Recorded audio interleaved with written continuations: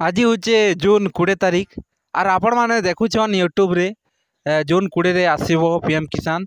आज आसीगला पीएम किसान बोली जेन न्यूज मान छाड़ुन यूट्यूब रे अपलोड करुन सेटा आज पीएम किसान आसवा कि काल के आसवा केप्टे आसवा जे से सबू आज गुटे गुटे कर सबू जानी पारे आज्ञा बुझले कि नहीं। चलुन हाथे लमार वीडियो के आम 6 हाथ करमा बोले भल नहीं लगे बुझले कि नहीं। से लगे आपण मैंने जदि भी नुआ नुआ मोर चैनल के देखुन बोले चैनल के सब्सक्राइब करवा के नहीं भूलबे और आम वीडियो के लाइक गुटे करदेवे आज्ञा बुझले कि नहीं। तो चलुन आम डायरेक्ट पूरा आज कस्टमर केयर संगे कथा हेमा केवे पीएम किसान पड़वा काना नहीं सब गुटे गुटे कर से माने कहीदेवे बुझले कि नहीं।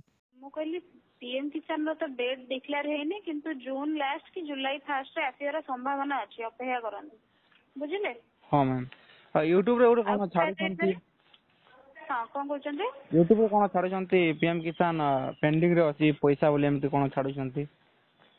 यूट्यूब रे तो केते माने फेक न्यूज़ भी छडाउछि ना सेउडा देखंतु नै ताले डेट डिक्लेयर हेनी ना डेट डिक्लेयर हेले आपण जानि परिबे ठीक अछि।